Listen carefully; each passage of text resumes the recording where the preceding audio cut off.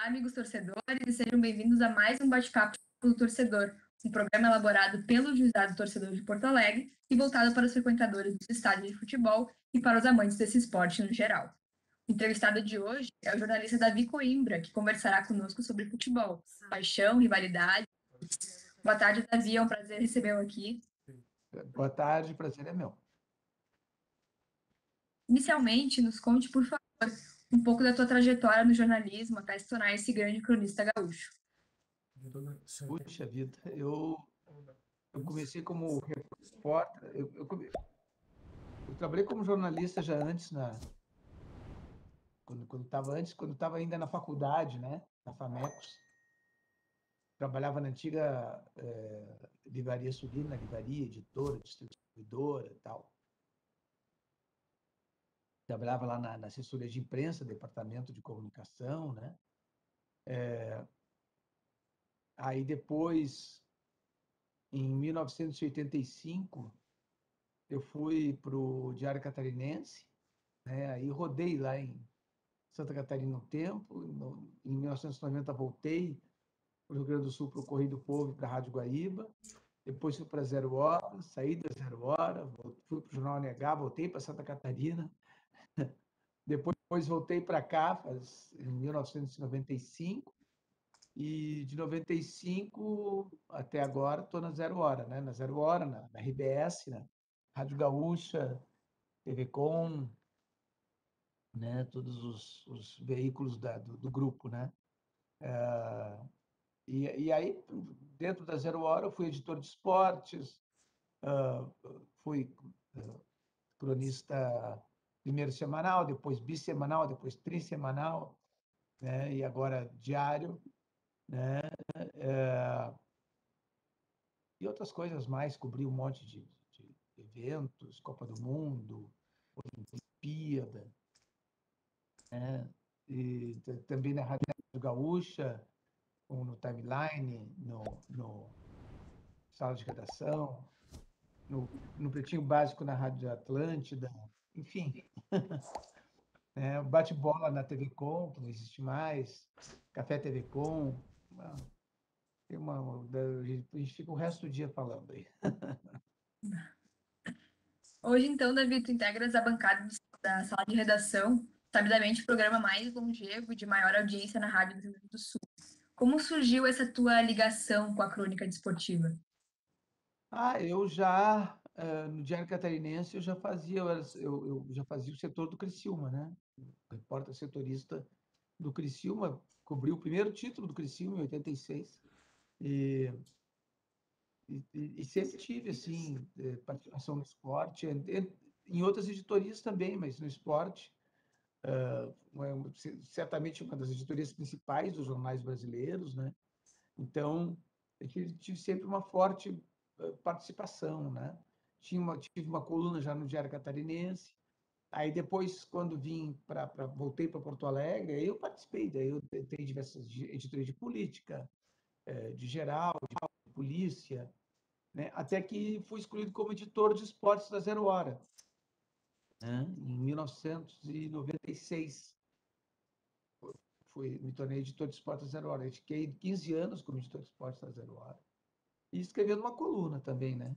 Para Zero Hora. Então, depois convidado para o sala de redação, participei do bate-bola da TV Com, enfim.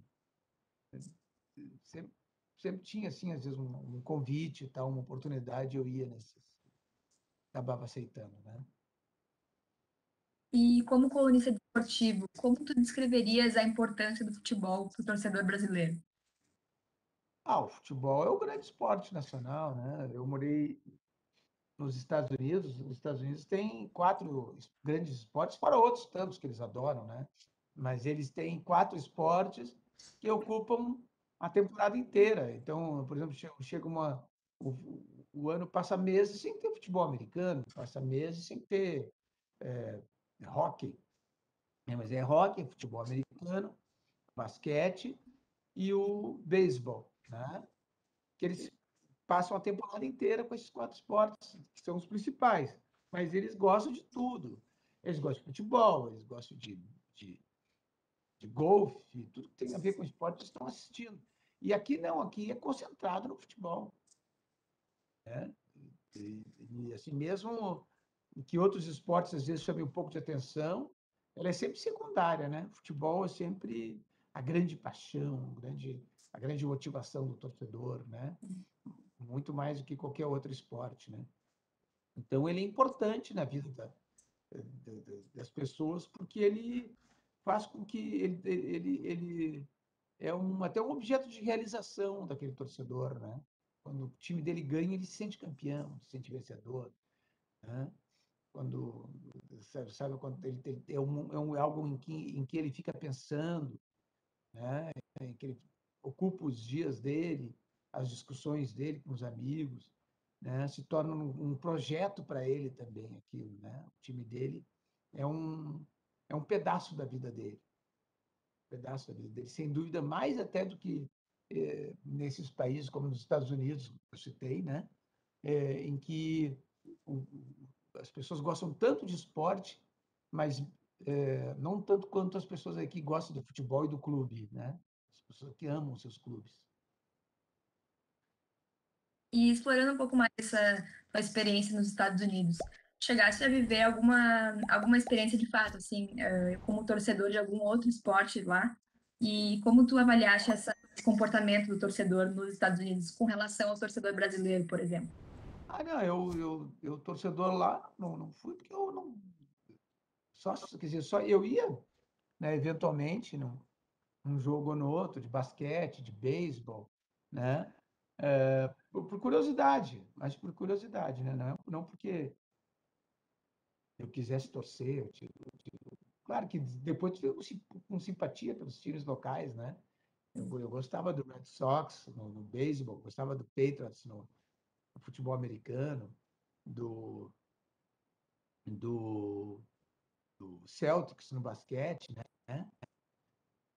Porque tu acaba ficando simpático, né? Pelas pessoas e tal, mas não torcedor, né?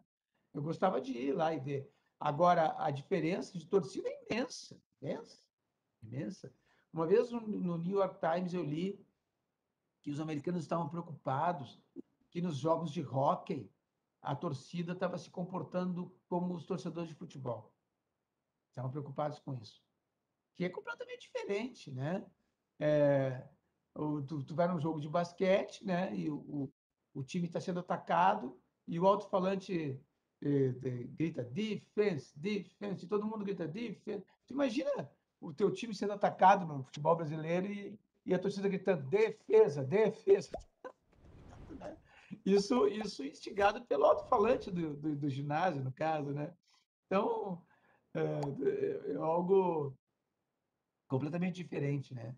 A maneira como as pessoas se relacionam com os clubes e tal.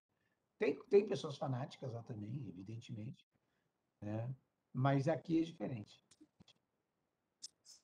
E nesse âmbito de comportamento torcedor e fanatismo, alguns dias a gente vê uma explosão de atos bárbaros protagonizado por torcedores na Inglaterra na final da Eurocopa. Como Sim. tu avalia aquele tipo de comportamento provido de um povo considerado culto e com elevado desenvolvimento social? Aí no caso do futebol mesmo, né? O inglês é culto e tal, mas eles têm hábitos, por exemplo, tá? Um dos hábitos dele é ir para os pubs antes dos jogos, encher a cara, né? Tanto que eu me lembro de um jogo Brasil e Inglaterra em 97, na França, em Paris, que foi a decisão da Copa, um torneio da França. Antes do jogo, em volta do estádio, estava um tapete de lata de cerveja, né? Então, o jogo de futebol para eles extravasam um pouco daquele, assim, daquele instinto bárbaro que eles têm, hein? Aquela coisa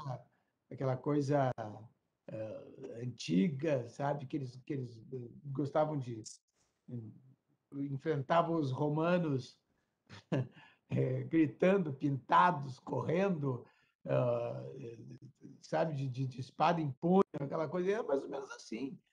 Então, esse espírito, às vezes, belicoso desses povos aí, eles extravasam no futebol, eles deixam extravasar. A Inglaterra, por exemplo, né, como aqueles países ali da Grã-Bretanha, são países que tiveram durante muito tempo um, um proletariado que foi muito sofrido, né? E esse proletariado ele encontrava muito viés assim de desabafo no futebol, sempre encontrou, né? Porque a Inglaterra também ama o futebol, né? Muito mais do que outros esportes, inventou o futebol, né? Então ela tinha isso, tinha o futebol como uma maneira de, sabe, de desafogar suas mágoas, né? Suas frustrações, né? Um pouco é no Brasil também. E é sabido que na Inglaterra esse fenômeno de hooliganismo, de violência no futebol, é muito mais comum quando em jogos da seleção inglesa do que dos clubes nacionais, né? E tu acreditas que aqui no Brasil também alguma diferença entre comportamentos dos torcedores ao torcer pela seleção e pelos seus clubes? O Brasil é diferente desses outros países, né? No Brasil, os torcedores gostam do clube. Eles gostam do clube, né? Não é nem assim do futebol. Claro, gostam do futebol, mas gostam muito mais do seu clube do que do futebol, né? Tem gente que eu conheço que só assiste a partida do seu clube, não assiste mais nada de futebol, né? E disso que eles gostam do seu clube, são apaixonados pelo seu clube, né? Na Europa, eles gostam do futebol, então eles são capazes de assistir. Tu vê a final da Eurocopa, ah, tu não sabe em que país vai ser, que nem no Libertadores, né? Mas é certo que vai ter a lotação completa, né? Porque eles gostam de assistir partidas de futebol. Então, tu vai fazer uma partida de futebol em Londres ou na Alemanha, e se os adversários, os times adversários são bons, normalmente vai lotar o estádio, né? No Brasil, não. No Brasil, o que interessa é o clube. As pessoas são apaixonadas pelos seus clubes, né? Isso é uma coisa, é uma grande diferença, né, do futebol brasileiro para o futebol europeu, por exemplo, né? E quanto às seleções nacionais, essa rivalidade que tem entre as seleções locais lá, né, como que a gente vê na Eurocopa, principalmente, que é muito difícil de ganhar, né? Essa rivalidade ela estimula isso, né? Ela estimula essa, essa gana, essa disputa. E no Brasil, a seleção nacional começou a ficar cada vez mais distante do torcedor, né? Porque os jogadores muitas vezes são desconhecidos os brasileiros, nunca jogaram nos times brasileiros, né? São, estão lá na Europa, tem pouca conexão com o torcedor brasileiro, né? E antes tinha mais, muito mais, até os anos 2000, até a Copa de 2002, até a Copa de 2002, ainda tinha muitos jogadores no Brasil, né? Os jogadores que disputavam a Copa já nem tanto, mas tinha, né? Mas foi aos poucos isso, a seleção foi se afastando do torcedor, né? Até o momento em que o torcedor muitas vezes não dá bola para a seleção brasileira, né? Se tu fizer um Grenal aqui, ou um jogo da seleção brasileira, certamente o Grenal vai ter mais gente, vai ter mais interesse, mais discussão, mais debate, né? Mais paixão do que o jogo da seleção brasileira. Com relação à violência nos estádios, tu tens alguma opinião sobre as razões pelas quais um torcedor se transforma tanto nesse ambiente? E diante dessas razões, tu terias alguma dica para desenvolver maior autocontrole? Acho que o Marx que dizia que a massa é uma besta sem cabeça, né? Um monstro sem cabeça. E é mais ou menos assim, a pessoa, quando ela está no meio da massa, ela se sente poderosa, né? Porque ela tem um grupo, né, para protegê-la e a fazer a mesma coisa do que ela, né? Então, em grupo, grandes grupos, assim, é sempre perigoso, né? O comportamento. Um, um, uma fagulha, às vezes, faz com que as pessoas todas se movimentem numa mesma direção e pode gerar violências, né? Então, esse ambiente emotivo, ambiente passional do campo de futebol, com uma massa ali junto, sabe? Isso pode gerar violência de fato, né? Além disso, a gente tem assim uma peculiaridade do futebol brasileiro, que são as torcidas organizadas, né? A torcida organizada, ela muitas vezes se transforma assim numa, como é que eu posso dizer assim, quase que numa gangue do clube, né? Porque hoje em dia os clubes têm eleições em que os sócios votam, esses torcedores das torcidas organizadas se associam ao clube, têm grande poder para decidir quem vai ser o presidente. Os presidentes, então, ou candidatos a presidente, se associam às torcidas organizadas, assim, fazem um consórcio com elas, né? Então, as protegem, as torcidas organizadas protegem o dirigente. Isso é bem complicado, né? E aí no estádio elas têm determinado poder, que elas muitas vezes comandam o que vai acontecer, podem vaiar um jogador, elogiar outros, né? Vaiar um dirigente, elogiar outros, né? Então a torcida organizada ela se transformou num antes era pura animação mesmo, tempo do Vicente Hall, do Salim Nigre e tal, que era só para animar, que era só para se divertir, se transformou numa espécie de poder paralelo no clube. Além do que o clube tem das instâncias normais, internas do clube, existe a torcida organizada como um poder paralelo, que é capaz, às vezes, de eleger um dirigente, né? A gente vê aí em grandes clubes brasileiros, isso começou com a Gaviões da Fiel, se transformando aquela torcida numa outra entidade, né? Junto com o clube, né? Daqui a pouco a torcida está vendendo camiseta, a torcida está vendendo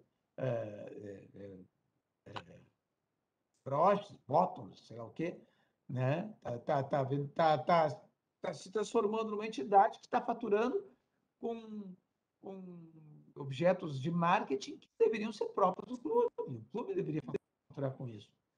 Então, a torcida, às vezes, ela rivaliza com o clube, né? E se transforma numa entidade. Gaviões é Fiel, era uma torcida organizada, virou uma entidade própria, né?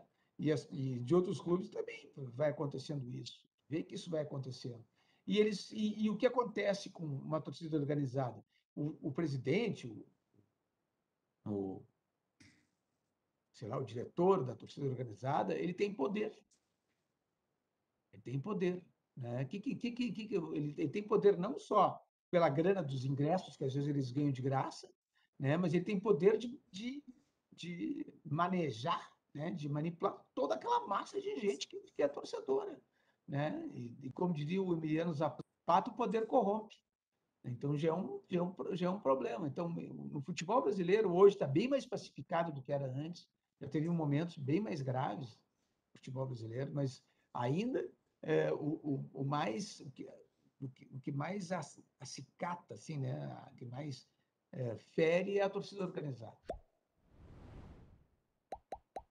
E no plano das relações humanas, é muito comum o surgimento de inimizades ou conflitos até familiares em razão de divergências no futebol. O que tu pensa que vale a pena? Ah, claro que não, né? É claro que não. Bom, hoje era engraçado que antes se dizia assim, né? Tinha uma frase que se dizia assim: ah, se o brasileiro discutisse política tanto quanto discute futebol, o Brasil estava salvo. Né? Hoje o brasileiro discute política tanto quanto discute futebol, ou mais, e o Brasil não está salvo. Né?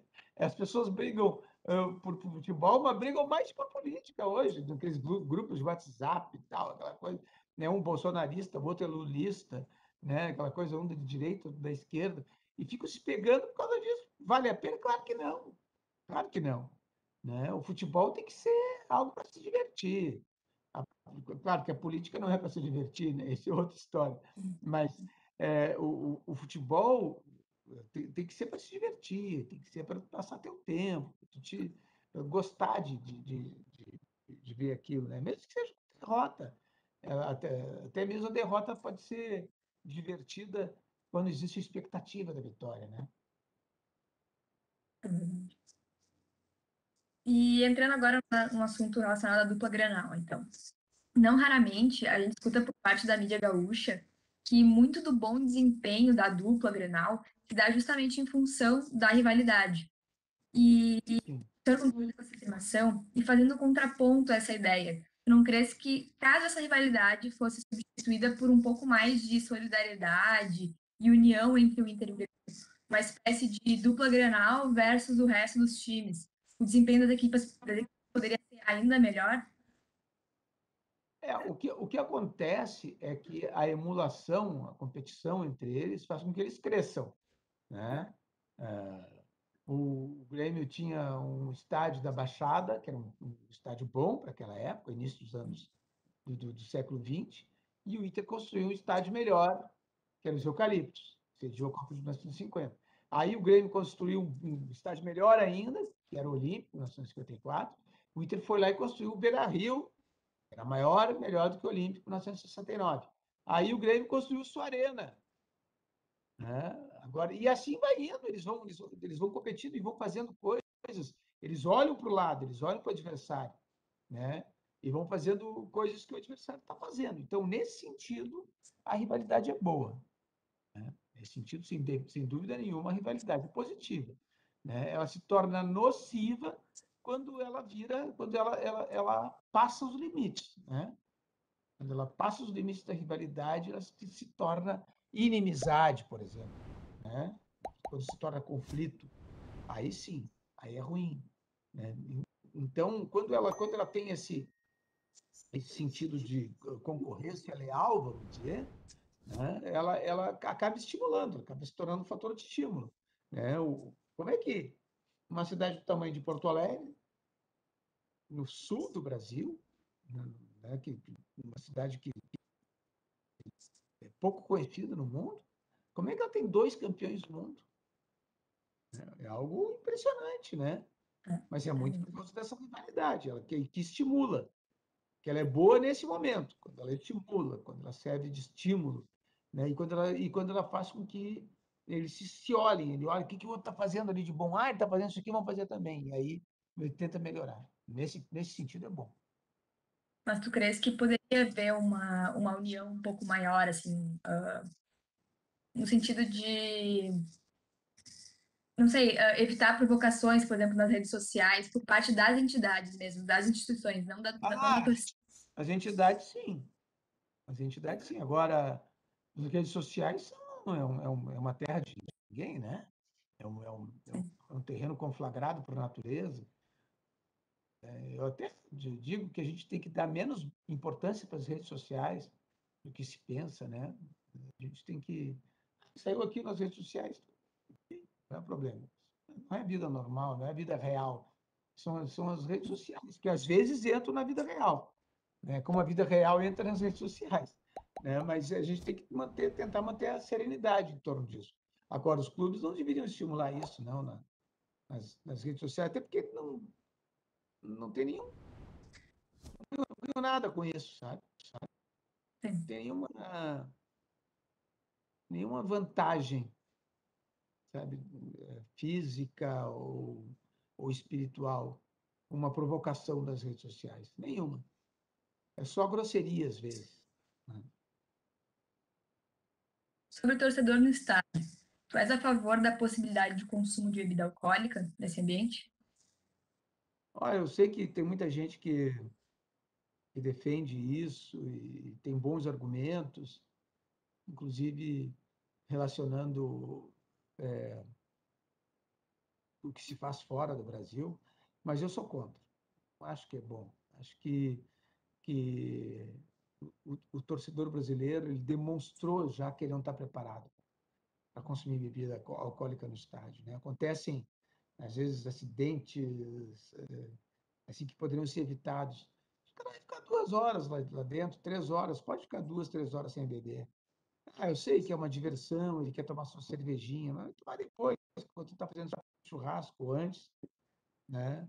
Então, naquele momento, toma um refrigerante, toma um café, qualquer outra coisa, porque eu sei também que os clubes alegam que isso diminui a Copa, né? O dinheiro de entrada da Copa, entendo isso também, Mas eu não vejo no torcedor brasileiro ainda maturidade suficiente para isso. Não vejo mesmo. Eu acho que toda a nossa experiência demonstra assim os números, as, as, as comparações, se a gente comparar, né, no Brasil, no tempo que era liberado o álcool e agora que não é, a gente vê que é melhor para a paz geral, né, que o álcool não seja liberado. Poxa vida, tu vai num cinema, tu não fica bebendo quando está no cinema? Vai num teatro, até nos Estados Unidos pode, por exemplo, em alguns cinemas, né? Vai num teatro, tu não fica bebendo quando está no teatro, né? Eu sei que é diferente, o futebol está ali ao ar livre e tal, mas tu pode ficar um tempinho sem beber. E como tu descreveria a postura ideal dos torcedores frente à presença feminina nos estádios? A mulher tem que ser respeitada, não só no estádio, né? Não só no Claro. estádio. Eu acho assim que teve algo que aconteceu de bom e eu acho que foi a TV que fez isso, né? Porque até os anos 80, por aí, a presença da mulher nos estádios não era comum, não era comum. Aí as TVs começaram a transmitir os jogos, né? Aí as mulheres, as mães, as filhas, as irmãs, as namoradas, né? Elas começaram a assistir os jogos com os seus maridos, irmãos, pais, namorados, então começaram a assistir, né? E começaram a pegar gosto por aquilo, né? Elas não viam os jogos, porque sabia que lá era um terreno hostil das mulheres, né? Era terrível. Uma mulher entrava no estádio de futebol, ela era xingada, tinha coro, sabe, chamando ela de vagabunda, não sei o quê e tal. Era horrível, horrível, né? E as mulheres, quando começaram a pegar gosto pelo futebol, começaram a exigir a sua presença no estádio. Aí a mulher vai lá com seu pai, vai lá com seu irmão, vai lá com seu amigo, vai lá com seu tio, sei lá, e passa a ser respeitada pelos outros. Os outros estão vendo que ela está acompanhada ali. E aí aquele tio, aquele amigo, aquele sobrinho, aquele pai, aquele irmão também começa a respeitar as outras mulheres, sabe? Eu acho que a televisão teve esse papel, né, de difundir o futebol também para as mulheres, que elas começaram a assistir, né? Elas não viam futebol, passaram a gostar de futebol, passaram a jogar futebol, coisa que elas não faziam antes no Brasil, né? E começaram a entrar nos estádios também, né? E isso fez com que o ambiente do estádio se tornasse um ambiente diferente também, né? Antes, Luísa, puxa, tu ia num estádio, quando tu via, tinha guerra de mijo, de urina. Os caras enchiam o saco de plástico, cada um urinando dentro do saco, e jogavam uma torcida na outra. Você pode conceber uma coisa dessa, né? Era um ambiente que não tinha mulher, entende? E que aos poucos, com a presença da mulher, os caras também foram se apaziguando um pouco, né? Claro que hoje, às vezes, as mulheres que puxam briga, né? Muitas vezes acontece isso. Mas a presença das mulheres ela foi benéfica em todos os sentidos e tem que ser respeitada dentro dos estádios. E sobre o racismo no futebol, como tu avalias? Assim, não é que exista racismo no futebol, existe racismo em toda parte, todos os lugares do mundo existe racismo, em todas as sociedades do mundo, em todas as partes existe racismo, né? O futebol, o futebol como outros grandes veículos, assim, esportes e atividades populares, ele pode também, deve assumir esse papel para minorar isso, para diminuir, né? Para tentar conter um pouco e educar as pessoas, né? Isso tem sido feito com um bom sucesso, eu acredito, sabe? A gente vê que dos estádios, depois de punições, sabe, que houve assim, a clubes e tal, e a jogadores, né, que as pessoas evitam de falar determinadas expressões, né? Que antes falavam livremente, expressões racistas, né? Isso tem se evitado. Agora, o racismo é impressionante. Eu nunca conheço boa parte do mundo, nunca vi um lugar em que não houvesse racismo, discriminação, de alguma forma. Nunca vi. Eu acho que está meio que assim,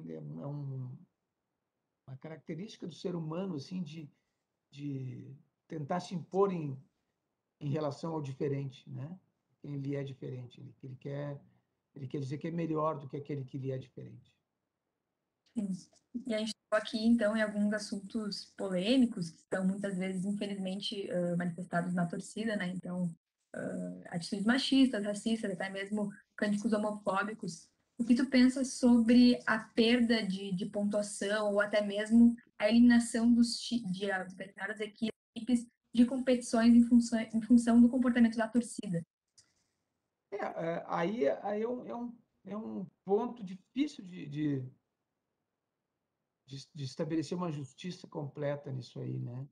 Porque às vezes o clube faz tudo para que a torcida não faça aquilo, a torcida faz. O clube tem responsabilidade por isso? Não sei. O Grêmio foi punido numa Copa do Brasil, aquele episódio lá com o goleiro do Santos, Sim, Aranha. Aranha, né? Que tinha um grupo ali, uma menina que se destacou, chamando o Aranha sei lá, gritos racistas, né? E o Grêmio foi punido, foi eliminado da Copa do Brasil. Uma vez a gente estava entrevistando um promotor lá do STJD, e ele falando disso, da punição aos clubes, e eu perguntei para ele, algum grande clube já foi punido por racismo no Brasil, além do Grêmio? E aí ele pensou, disse, não, não foi. Eu disse, poxa, então, ou o Grêmio acabou com o racismo no Brasil, que nenhum outro clube foi punido, ou alguma coisa é errada, né? Ou a punição do Grêmio acabou, alguma coisa é errada. Então, como é que o Grêmio foi punido? E só o Grêmio foi punido? Quer dizer que só a única vez em que houve cânticos racistas ou insultos racistas no estádio de futebol foi aquela. A única vez? Não é possível, né? É estranho. É estranho. Como é que ninguém mais é punido depois disso? Né? Ou foi um exemplo, assim, uma exceção espetacular. Quer dizer que não existe racismo no futebol. Né? É algo muito curioso, né? Então, como é que tu vai conseguir estabelecer isso? Como é que tu conseguir... Ali, por exemplo, o que me pareceu que houve foi uma espécie de favorecimento, né? Para o Santos, ou implicância com o Grêmio, sei lá o que aconteceu, não sei. Mas parece isso, né? Porque o Grêmio foi punido e aí tu fica esperando. Agora vai acontecer com outras torcidas, mas não acontece. Isso foi 2010, 2010, né? Não tenho certeza. Não, acho que foi um pouco depois, 2014, por aí. Eu sei que, 2014 ou 16, se eu não me engano. eu sei que faz mais de 5 anos que isso aconteceu. E nunca mais aconteceu. Nunca mais aconteceu, né? Então tu tem que estabelecer um critério que seja para todos, né? Não pode. E como é que tu vai identificar isso? Ah, o torcedor tem 50 mil pessoas no estádio. E assim, um fulano lá gritou um grito racista.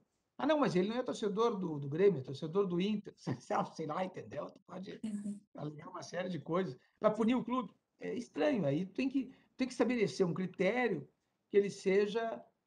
Que ele não possa ser passível de se cometer injustiças. Né? Isso que é Claro. A importante. gente fala muito de falta de equidade, de critério nas decisões dentro do campo, mas pouco se fala sobre isso, né? E é realmente bem importante estabelecer um. É, sem dúvida. Davi, então, uma mensagem final para os torcedores gaúchos. Eu acho que o torcedor ele tem que pensar que o futebol, o campeonato, o jogo, a disputa, aquela emoção toda, ela acontece todos os anos, sabe? Aquilo vai se repetir no ano seguinte, né?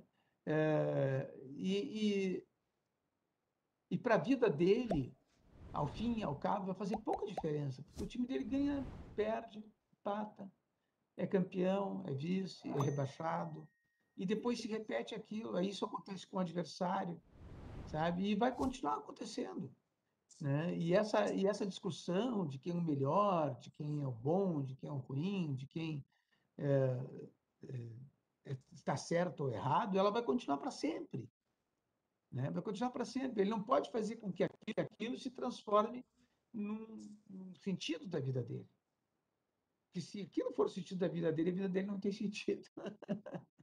Né? Ele tem que fazer com que aquilo seja uma diversão, algo que seja um brinde para a vida dele, uma coisa boa, coisa que faça com que ele se sinta bem, né? E não algo que traga amargura. Né? Eu fico pensando, às vezes, meu filho, né?